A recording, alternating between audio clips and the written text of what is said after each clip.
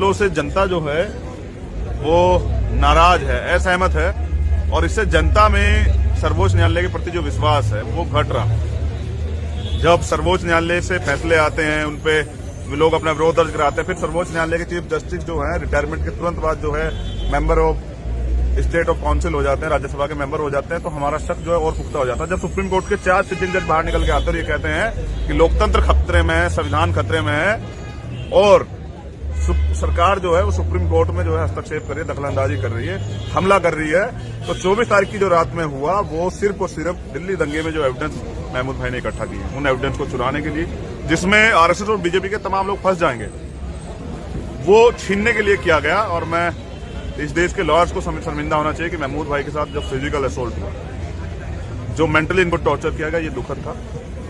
मैं ये भी देखना चाहता था कि आज जाति और धर्म की वजह से कितना जो है समर्थन इकट्ठा होता है। मैं तो बहुत दिन पहले से महमूद भाई के साथ खड़ा हूं, पहले दिन से, और लगातार ही मेरे दोस्त भी हैं, मेरे खुद के पर्सनल एडवोकेट भी हैं, मेरे बड़े भाई भी हैं, तो मैं तो लगातार इनके साथ जो है खड़ा था। लेकिन मैं भी देखना चाहता कि ये जाति और धर्म से जिस तरह का सपोर्ट होता है ये कितना होता है। आज हम लोग यहाँ इसलिए हैं कि 22 तारीख तक मार्च है, जो हाई कोर्ट से सुप्रीम कोर्ट तक होगा, जिसमें हम लोग अपना ज्ञापन देके अपना विरोध दर्ज कराएंगे, सर्वोच्च न्यायालय से मांग करेंगे कि इस घटना का स्वतः संज्ञान लेके ऐसे न्यायाधीश जो इस तरह के ऑर्डर भी पास करते हैं उनको भी दिशा निर्देश गाइडलाइन जारी किए जाए। उनको भी बताया जाए कि अगर आप जो सिस्टम का पार्ट है उस पर ही हमला करने के लिए सरकार को छूट देंगे तो वो तो तोड़ देंगे, तो सरकार तंत्र का पूर्ण रूप से दुरुपयोग करेंगे। तो इसलिए हम लोग यहाँ हैं कि 22 तारीख को हम लोग ज्ञापन देंगे, और फिर भी अगर सरकार नहीं जागी तो ये मेरा कमिटमेंट है कि इस देश के लाखों दलित जो हैं, बहुजन समाज के जो लोग हैं, SC, ST, OBC माइनॉरिटी के लोग हैं, वो सुप्रीम कोर्ट को प्रोटेक्शन देने के लिए, सुप्रीम कोर्ट को सशक्त करने के लिए सुप्रीम कोर्ट का घेराव करेंगे कि वो निडरता से अपने फैसले वहां दे सके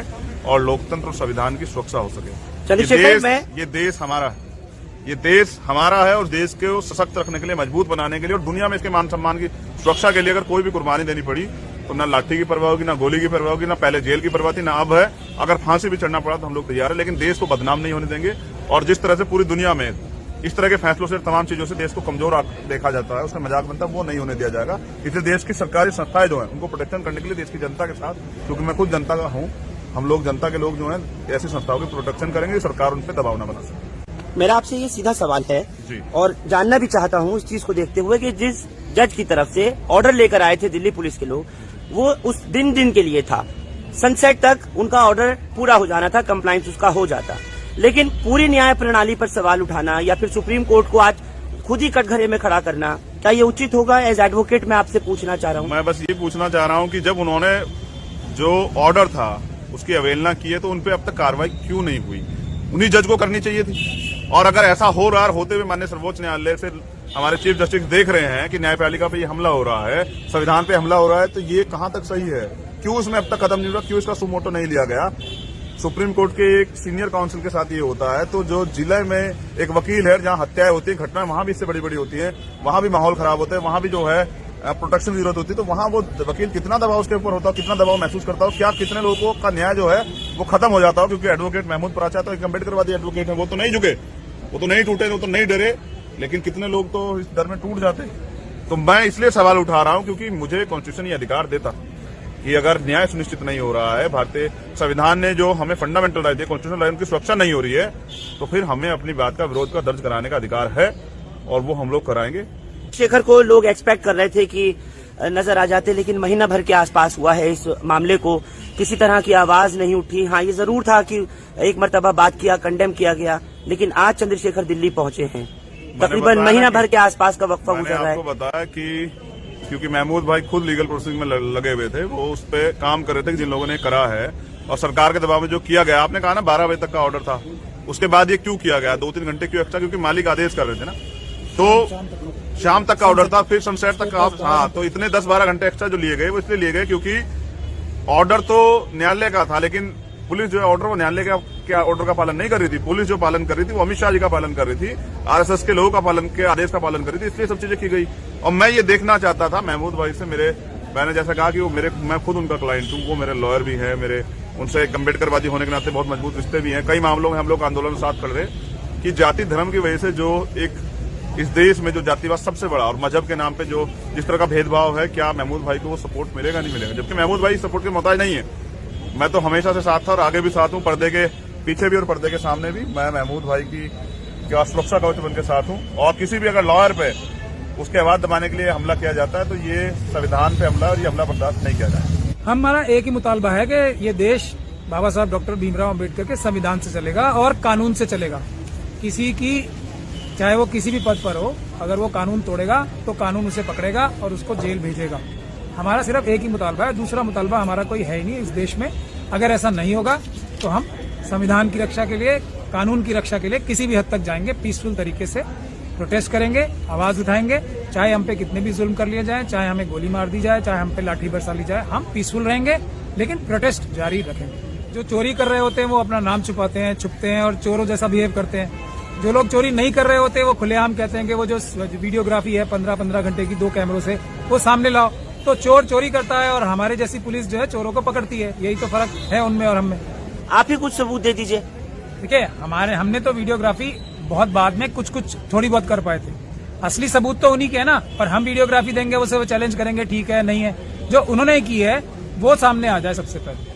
हम तो बहुत सारी और भी वीडियोग्राफी देने वाले हैं, और जो धीरे धीरे हम कोर्ट्स में दे रहे हैं, जिसकी वजह से आरएसएस के लोग एक के बाद एक जेल जा रहे हैं, जिसकी वजह से दिल्ली पुलिस के लोग अरेस्ट होंगे अभी, जिसकी वजह से कपिल मिश्रा जैसे लोग, जिसकी वजह से जो अनुराग ठाकुर जैसे लोग, जिसकी वजह से प्रवेश वर्मा, रागिनी तिवारी, उसकी तो आपने खुद ही वीडियो बनाई थी।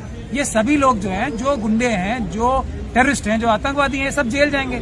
लेकिन ऑर्डर तो मैं नहीं करूंगा, मैं तो सिर्फ जो सबूत है वो न्यायालय के सामने पेश करूंगा, और उसके बाद न्यायालय ऑर्डर करेगी, ये सब लोग जेल जाएंगे। उसी को रोकने के लिए जब कपिल मिश्रा साहब और रागिनी तिवारी जी पकड़े जाएंगे, जब डीसीपी सूर्या साहब जो है जब वो पकड़े जाएंगे इसमें, तो वो किसका नाम लेंगे? अपने आका का ही नाम लेंगे ना। उसी चीज से डर के ये रेड हुई है कि वो हम उस लाइन पे ना बढ़े, लेकिन ऐसा होने वाला नहीं है। हम तो अम्बेडकरवादी हैं, हम उसी लाइन पे रहेंगे, संविधान की रक्षा करने के लिए और न्याय व्यवस्था को बनाए रखने के लिए। दंगा पीड़ितों के जो आपके पास एविडेंसेस है, सबूत है, गवाह है, वीडियोग्राफी है, फोटोग्राफ्स है और बहुत कुछ है, अभी तक आपने उसका कहीं डिस्क्लोजर नहीं किया है। क्या महमूद पराचा आप वो बहुत जल्द करने जा रहे हैं? नहीं, डिस्क्लोजर नहीं, ऐसा मैंने नहीं है कि नहीं किया। ये एफआईआर क्यों हो रही है? आरएसएस के लोग क्यों जेल जा रहे हैं? लेकिन जिस चीज का समय आता है, हमारा तो देखिए, पुलिस तो हमारे खिलाफ ही है, जो भ्रष्ट पुलिस के ऑफिसर्स हैं वो खिलाफ ही हैं। तो अगर हम उन्हें सबूत देंगे तो वो तो इन्हें नष्ट कर देंगे, जैसा उन्होंने बहुत सारे केसेस में किया भी है। धीरे धीरे करके हम सारे सबूत जो है पेश करते जा रहे हैं, और वो लोगों के ऊपर शिकंजा कसता जा रहा है। वो शिकंजे को तोड़ने के लिए तो हम पे हमला किया गया है। और चंद्रशेखर आजाद साहब के खुद इनके जो सबूत है हमारे पास बहुत सारे, जो सरकार के खिलाफ भी हैं, और जो इनकी खुद की जो इनके ऊपर झूठे केस बनाए गए हैं, बेगुनाही को साबित करने के लिए सबूत है, वो भी छीनना चाहते थे। ऐसे एक एग्जाम्पल नहीं है, हमारे पास तो बहुत सारे। संजीव चतुर्वेदी जी हैं, जैसे एक सीनियर आईएएस ऑफिसर हैं, ईमानदारी में उनका सबसे बड़ा नाम माना जाता है, पूरी दुनिया से उन्हें प्राइज मिलते हैं। वो सरकार के खिलाफ और मोदी जी के खिलाफ एफआईआर कराने जा रहे हैं। तो वो सब चीजें हमारे पास ही हैं, वो सब चीजें छीनने के लिए रेड थी और कोई मसला नहीं। दहशत संविधान तोड़ने वालों के अंदर जो दहशत छा रही है अम्बेडकरवादियों से, यही तो इम्पोर्टेंट बात है। संविधान से डरना सिखा रहे हैं हम लोगों को, मनुवादियों को, यही तो हमारा कैरेक्टर रहा है। फिर क्या कीजिएगा? हम तो पीसफुली प्रोटेस्ट करेंगे ही। ये तो सबसे बड़ी हार उन्होंने मान ही ली ना, क्योंकि उन्हें पता है अब हजारों वकील आने वाले हैं। तो वो जैसे किसानों को रोक रखा है, एनसीआर से भी सारे वकील आना चाहते हैं। तो ये हम अच्छा है, हम किसानों के साथ ही मिलकर आंदोलन करेंगे। फिर अगर ये यहाँ हमें रोकेंगे, हम किसानों के साथ जा मिलेंगे, फिर आएंगे हम। लेकिन संविधान के ऊपर आंच नहीं आने देंगे, ये बात ध्यान से सुन लें। वकील क्या, देश का हर नागरिक किसानों के साथ है। अगर ये इस प्रकार की घटिया हरकतें करेंगे तो उसका जवाब देना हमें बहुत बखूबी आता है, चिंता मत करें। है ना कि दलितों में, बहुजनों में दबाव है ना। आप देखो, प्रेस कॉन्फ्रेंस का इतना असर है कि अभी से जो है ये सब चीजें स्टार्ट हो गई हैं। आप मानते हैं ना कि अम्बेडकरवाद में जान है, अम्बेडकरवाद में ताकत है। तो ये इसका प्रमाण है कि हमारे अधिकारों को, इसी जो अधिकार छीने जा रहे हैं, इसी के खिलाफ तो हम लोग लड़ रहे हैं। नहीं, आपने अपने प्रेस रिलीज में तो कहा है कि एक मेमोरेंडम आपको देना है, जाएंगे चीफ जस्टिस ऑफ इंडिया को जाएंगे, तो उसके जाने का फिर क्या तरीका? सुप्रीम कोर्ट तक मार्च करेंगे। चंद्रशेखर, उसके जाने का फिर क्या तरीका होगा? आप इस नाम ये भी तो कानून का तोड़ना होगा। मैं क्या कह रहा हूँ, आपने ये नाम पहले भी सुना होगा ना, देश की आजादी में भी नाम। हम जाएंगे और अपनी बात को रखेंगे, आर्टिकल 19 का प्रयोग करेंगे। हम कॉन्स्टिट्यूशन को जानते हैं और अपनी उसको भी जानते हैं, अपनी सीमा को भी जानते हैं, अपने अधिकारों को भी जानते हैं। और वकील जो है ना, ये इस वकीलों के बगैर न्यायपालिका जो है, ये सिस्टम जो है, ये कोलैप्स हो जाएगा। अगर वकील को हटा दीजिए तो आम आदमी कहाँ आएगा सुप्रीम कोर्ट? आप बताइए कैसे अपनी बात को रखेगा? तो ये जो सिस्टम का सबसे बड़ा महत्वपूर्ण एक पिलर है वकील। इन पे हमलों का मतलब ये है कि न्याय नहीं मिलना चाहिए, और न्याय मिलने के लिए हम लोग, न्याय सबको मिले, जो उसका जन्मसिद्ध अधिकार है प्रत्येक व्यक्ति का, उसके लिए हम लोग जाएंगे। और अगर ऐसा नहीं होता, इस पे भी कुछ वो होता है तो सरकार अपनी तरफ से कार्रवाई करे। मैंने आपसे क्या बताया कि मैं एक एडवोकेट हूं और अपने अधिकार और अपनी सीमा को जानता हूं। तो मैंने आपको क्या बताया कि सरकार, पुलिस अपना काम करेगी, किस तरह से न्याय के बीच बाधा बने, और हम अपना काम करेंगे। और वकील, काला कोट जिनकी पहचान है ना, वो अपनी ताकत को जानते हैं और ये सरकार भी हमारी ताकत होती है। दिल्ली ने तो कई बार देखी है हमारी ताकत, काले कोट वालों की ताकत दिल्ली पुलिस ने भी देखी है और दिल्ली सरकार, ये सेंट्रल सरकार ने भी देखी है। शर्त यह है कि आप अपनी बात पर के लिए कितना कायम है। तो देश को प्रोटेक्ट करने के लिए, देखिए, अगर संवैधानिक संस्थाओं पे हमला होता है, संविधान पे हमला होता है, देश कमजोर होगा। तो हम भारत में रहने वाले लोग भारत को कैसे कमजोर होने देंगे? आर्टिकल 51 में लिखा गया है, मूल कर्तव्य जो है, फंडामेंटल ड्यूटी जो है, उसमें पहला यही है कि भारतीय संविधान को सब लोग प्रोटेक्ट करेंगे। तो चंद्रशेखर जो देश से प्यार करता है, वो इस ड्यूटी को कैसे अदा नहीं करेगा? तो मैं अपनी ड्यूटी अदा करने के लिए जाऊंगा, सरकार और पुलिस अपने कार्य करें, और मुझे लगता है कि मैं अपनी ड्यूटी को निभाऊंगा। धन्यवाद। मैं आपसे भी पूछना चाहूंगा, अगर 144 लागू कर दी जाती है, इफ एट ऑल कर दी जाती है, तो आप लोगों के पास, क्योंकि 4 लोगों के जाने की अनुमति नहीं है, 3 तो जा सकते हैं मेमोरेंडम देने चीफ जस्टिस ऑफ इंडिया को। देखिए, जो हमारा संवैधानिक अधिकार है, उसे कोई नहीं छीन सकता।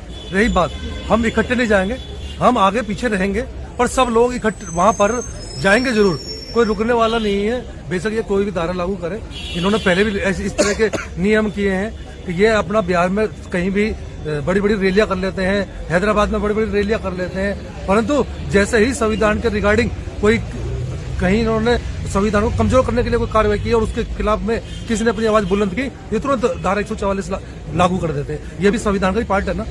तो हमें संविधान को बचाने के लिए चाहे जेल जाना पड़े या कुछ भी हो, हम इसमें पीछे नहीं हटेंगे। पीछे नहीं हटेंगे। चंद्रशेखर, आपसे आखिरी सवाल करके फ्री कर रहा हूँ, आपको लगता है कि इतना आसान है? देखिए, सरकार के लिए तो बहुत सारी चीजें आसान है, मगर मैं जानता हूं कि मैं और महमूद भाई आखिरी नहीं, ये लड़ाई नहीं रुकेगी, ये लड़ाई जारी रहेगी। और हम देखना चाहते हैं कितने महमूद पराचा और एडवोकेट चंद्रशेखर आजाद की हत्या जो है सरकार करवाती है। इससे फर्क नहीं पड़ता है। आपने जो कहा है ना, उसका जवाब ये है कि किसानों के बेटे हैं। जब किसान पंजाब से, कश्मीर से, हरियाणा, यूपी, मध्य प्रदेश, राजस्थान, छत्तीसगढ़ से, तमिलनाडु से, चेन्नई से चल के यहाँ तक है, तो हम भी आएंगे और अपनी बात को रखेंगे।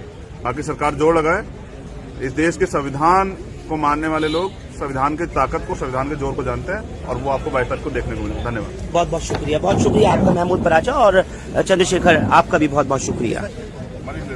कुल मिलाकर आपने सुना किस तरह से चंद्रशेखर रावण साफ तौर पर कह रहे हैं कि हम अम्बेडकरवादी हैं, संविधान जानते हैं, हम संविधान की पढ़ाई करके ही एडवोकेट बने हैं।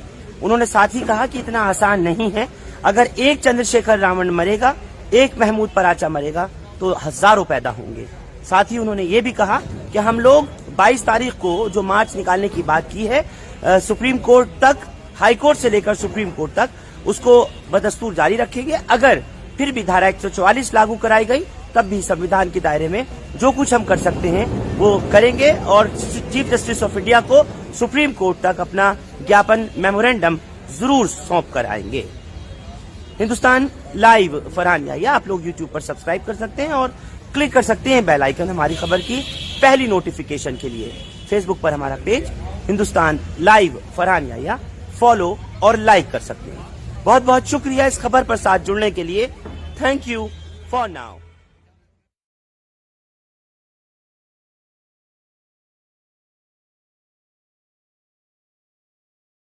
फैसलों से जनता जो है वो नाराज है, असहमत है, और इससे जनता में सर्वोच्च न्यायालय के प्रति जो विश्वास है वो घट रहा। जब सर्वोच्च न्यायालय से फैसले आते हैं, उनपे लोग अपना विरोध दर्ज कराते हैं, फिर सर्वोच्च न्यायालय के चीफ जस्टिस जो है रिटायरमेंट के तुरंत बाद जो है member of state of council हो जाते हैं, राज्यसभा के मेंबर हो जाते हैं, तो हमारा शक जो है और पुख्ता हो जाता है। जब सुप्रीम कोर्ट के 4 सिटिंग जज बाहर निकल के आते हैं और ये कहते हैं कि लोकतंत्र खतरे में है, संविधान खतरे में है, और सरकार जो है वो सुप्रीम कोर्ट में जो है हस्तक्षेप कर रही है, दखलंदाजी कर रही है, हमला कर रही है, तो 24 तारीख की जो रात में हुआ वो सिर्फ और सिर्फ दिल्ली दंगे में जो एविडेंस महमूद भाई ने इकट्ठा किए, उन एविडेंस को चुराने के लिए, जिसमें आरएसएस और बीजेपी के तमाम लोग फंस जाएंगे, वो छीनने के लिए किया गया। और मैं इस देश के लॉयर्स को शर्मिंदा होना चाहिए कि महमूद भाई के साथ जब फिजिकल असोल्ट हुआ, जो मेंटली इनको टॉर्चर किया गया, ये दुखद था। मैं ये भी देखना चाहता था कि आज जाति और धर्म की वजह से कितना जो है समर्थन इकट्ठा होता है। मैं तो बहुत दिन पहले से महमूद भाई के साथ खड़ा हूँ, पहले दिन से, और लगातार ही मेरे दोस्त भी हैं, मेरे खुद के पर्सनल एडवोकेट भी हैं, मेरे बड़े भाई भी हैं, तो मैं तो लगातार इनके साथ जो है खड़ा था। लेकिन मैं भी देखना चाहता कि ये जाति और धर्म से जिस तरह का सपोर्ट होता है ये कितना होता है। आज हम लोग यहाँ इसलिए हैं कि 22 तारीख को एक मार्च है जो हाई कोर्ट से सुप्रीम कोर्ट तक होगा, जिसमें हम लोग अपना ज्ञापन देके ही अपना विरोध दर्ज कराएंगे। सर्वोच्च न्यायालय से मांग करेंगे कि इस घटना का स्वतः संज्ञान लेके ऐसे न्यायाधीश जो इस तरह के ऑर्डर भी पास करते हैं उनको भी दिशा निर्देश गाइडलाइन जारी किए जाए।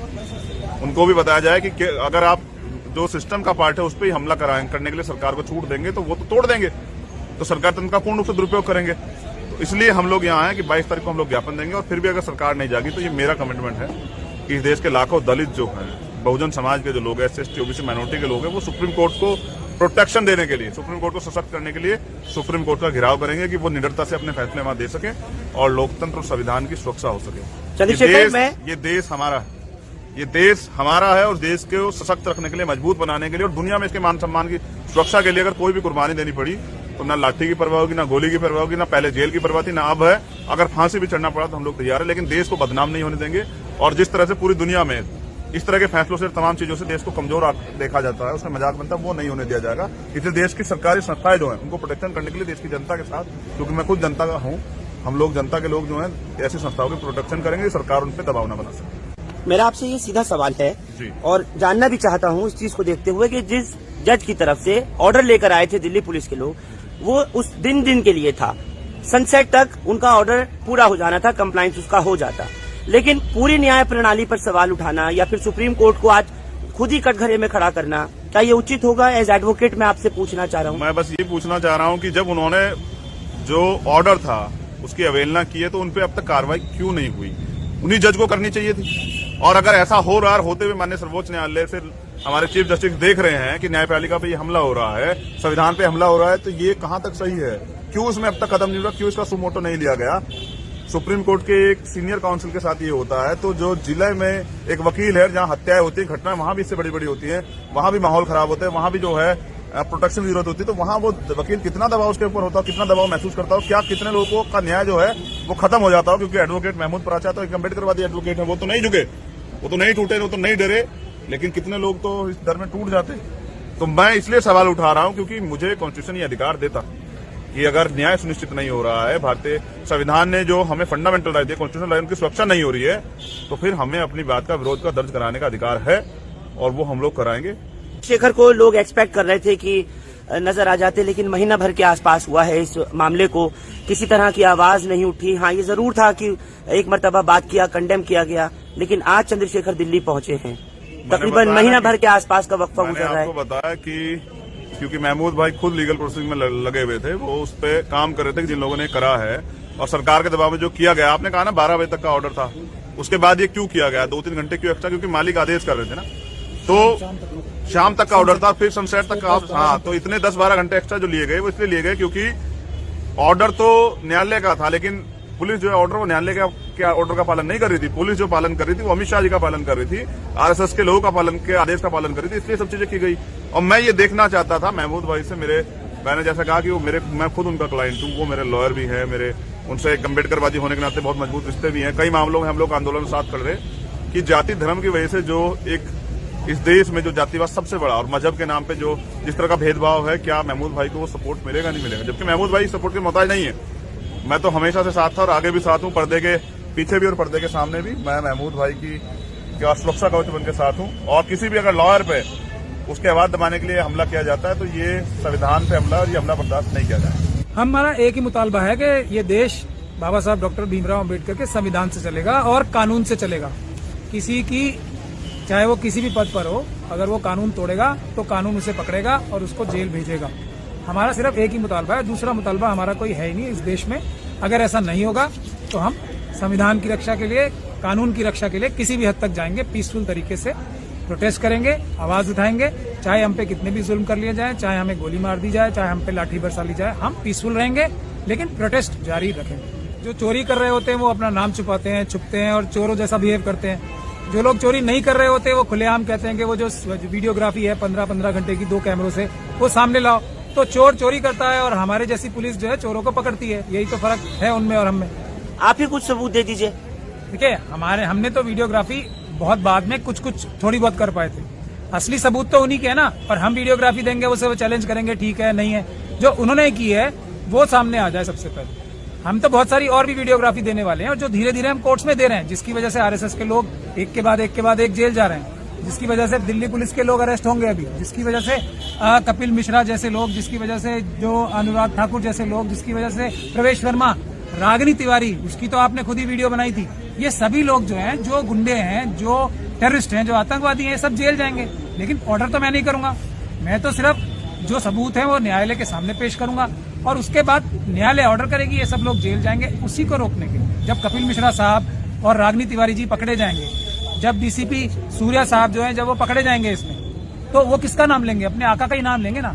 उसी चीज से डर के ये रेड हुई है कि वो हम उस लाइन पे ना बढ़े, लेकिन ऐसा होने वाला नहीं है। हम तो अम्बेडकरवादी हैं, हम उसी लाइन पे रहेंगे संविधान की रक्षा करने के लिए और न्याय व्यवस्था को बनाए रखने के लिए। दंगा पीड़ितों के जो आपके पास एविडेंसेस हैं, सबूत हैं, गवाह हैं, वीडियोग्राफी है, फोटोग्राफ्स हैं और बहुत कुछ है, अभी तक आपने उसका कहीं डिस्क्लोजर नहीं किया है। क्या महमूद पराचा आप वो बहुत जल्द करने जा रहे हैं? नहीं, डिस्क्लोजर नहीं, ऐसा मैंने नहीं है कि नहीं किया। ये एफआईआर क्यों हो रही है? आरएसएस के लोग क्यों जेल जा रहे हैं? लेकिन जिस चीज का समय आता है, हमारा तो देखिए पुलिस तो हमारे खिलाफ ही है, जो भ्रष्ट पुलिस के ऑफिसर्स हैं वो खिलाफ ही हैं। तो अगर हम उन्हें सबूत देंगे तो वो तो इन्हें नष्ट कर देंगे, जैसा उन्होंने बहुत सारे केसेस में किया भी है। धीरे धीरे करके हम सारे सबूत जो है पेश करते जा रहे हैं, और वो लोगों के ऊपर शिकंजा कसता जा रहा है। वो शिकंजे को तोड़ने के लिए तो हम पे हमला किया गया।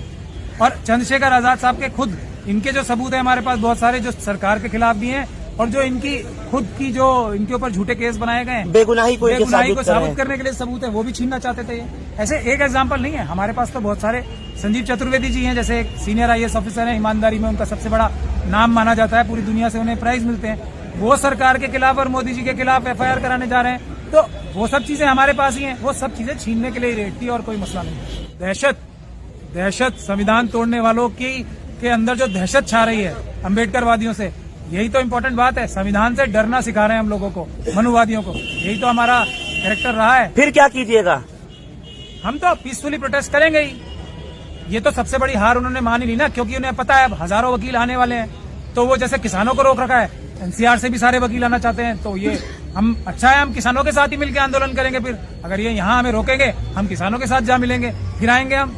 लेकिन संविधान के ऊपर आंच नहीं आने देंगे, ये बात ध्यान से सुन लें। वकील क्या, देश का हर नागरिक किसानों के साथ है। अगर ये इस प्रकार की घटिया हरकतें करेंगे तो उसका जवाब देना हमें बहुत बखूबी आता है, चिंता मत करें। है ना कि दलितों में, बहुजनों में दबाव है ना।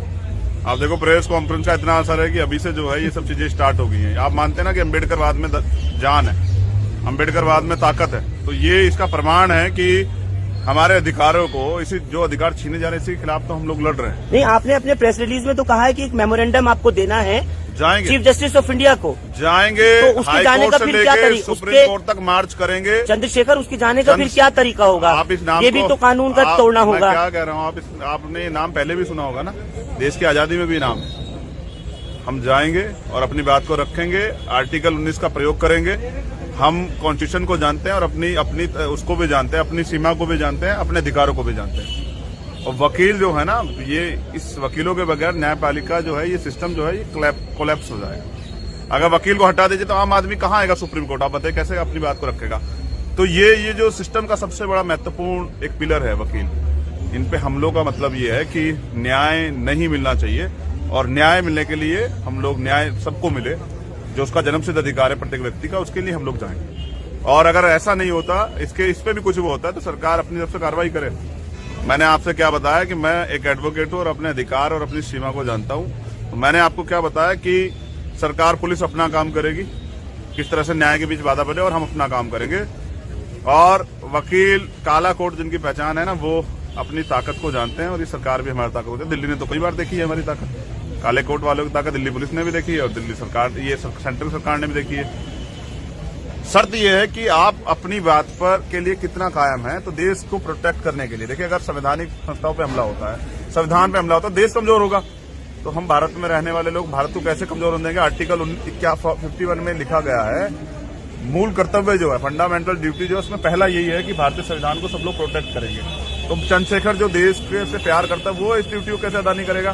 तो मैं अपनी ड्यूटी अदा करने के लिए जाऊंगा, सरकार और पुलिस अपने कार्य करें, और मुझे लगता है कि मैं अपनी ड्यूटी को निभाऊंगा। धन्यवाद। मैं आपसे भी पूछना चाहूंगा, अगर 144 लागू कर दी जाती है, इफ एट ऑल कर दी जाती है, तो आप लोगों के पास क्योंकि 4 लोगों के जाने की अनुमति नहीं है। जी। 3 तो जा सकते हैं मेमोरेंडम देने चीफ जस्टिस ऑफ इंडिया को। देखिए, जो हमारा संवैधानिक अधिकार है उसे कोई नहीं छीन सकता। रही बात, हम इकट्ठे नहीं जाएंगे, हम आगे पीछे रहेंगे, पर सब लोग इकट्ठे वहां पर जाएंगे जरूर। कोई रुकने वाला नहीं है, बेशक ये कोई भी धारा लागू करे। इन्होंने पहले भी इस तरह के नियम किए हैं कि ये अपना बिहार में कहीं भी बड़ी बड़ी रैलियां कर लेते हैं, हैदराबाद में बड़ी बड़ी रैलियां कर लेते हैं, परंतु जैसे ही संविधान के रिगार्डिंग कोई कहीं इन्होंने संविधान को कमजोर करने के लिए कोई कार्रवाई की और उसके खिलाफ में किसी ने अपनी आवाज बुलंद की, ये तुरंत धारा 144 लागू कर देते हैं। ये भी संविधान का ही पार्ट है ना। तो हमें संविधान को बचाने के लिए चाहे जेल जाना पड़े या कुछ भी हो, हम इसमें पीछे नहीं हटेंगे। पीछे नहीं हटेंगे। चंद्रशेखर, आपसे आखिरी सवाल करके फ्री कर रहा हूँ, आपको लगता है कि इतना आसान है ये? देखिए, सरकार के लिए तो बहुत सारी चीजें आसान है, मगर मैं जानता हूं कि मैं और महमूद भाई आखिरी नहीं, ये लड़ाई नहीं रुकेगी, ये लड़ाई जारी रहेगी। और हम देखना चाहते हैं कितने महमूद प्राचार और एडवोकेट चंद्रशेखर आजाद की हत्या जो है सरकार करवाती है। इससे फर्क नहीं पड़ता है। आपने जो कहा है ना, उसका जवाब ये है कि किसानों के बेटे हैं। जब किसान पंजाब से, कश्मीर से, हरियाणा, यूपी, मध्य प्रदेश, राजस्थान, छत्तीसगढ़ से, तमिलनाडु से, चेन्नई से चल के यहाँ सकता है, तो हम भी आएंगे और अपनी बात को रखेंगे। बाकी सरकार जोर लगाए। इस देश के संविधान को मानने वाले लोग संविधान की ताकत को, संविधान के जोर को जानते हैं, और वो आपको 22 तारीख को देखने को मिलेगा। धन्यवाद। बहुत बहुत शुक्रिया, बहुत शुक्रिया आपका महमूद पराचा, और चंद्रशेखर आपका भी बहुत बहुत शुक्रिया। कुल मिलाकर आपने सुना किस तरह से चंद्रशेखर रावण साफ तौर पर कह रहे हैं कि हम अम्बेडकरवादी हैं, संविधान जानते हैं, हम संविधान की पढ़ाई करके ही एडवोकेट बने हैं। उन्होंने साथ ही कहा कि इतना आसान नहीं है। अगर एक चंद्रशेखर रावण मरेगा, एक महमूद पराचा मरेगा, तो हजारों पैदा होंगे। साथ ही उन्होंने ये भी कहा कि हम लोग 22 तारीख को जो मार्च निकालने की बात की है, सुप्रीम कोर्ट तक, हाई कोर्ट से लेकर सुप्रीम कोर्ट तक, उसको बदस्तूर जारी रखेंगे। अगर फिर भी धारा 144 लागू कराई गई, तब भी संविधान के दायरे में जो कुछ हम कर सकते हैं वो करेंगे, और चीफ जस्टिस ऑफ इंडिया को सुप्रीम कोर्ट तक अपना ज्ञापन, मेमोरेंडम जरूर सौंप कर आएंगे। हिंदुस्तान लाइव फरहान याहिया आप लोग यूट्यूब पर सब्सक्राइब कर सकते हैं और क्लिक कर सकते हैं बेल आइकन हमारी खबर की पहली नोटिफिकेशन के लिए। फेसबुक पर हमारा page Hindustan live Farhan Yahiya follow और लाइक कर सकते हैं। बहुत बहुत शुक्रिया इस खबर पर साथ जुड़ने के लिए। Thank you for now.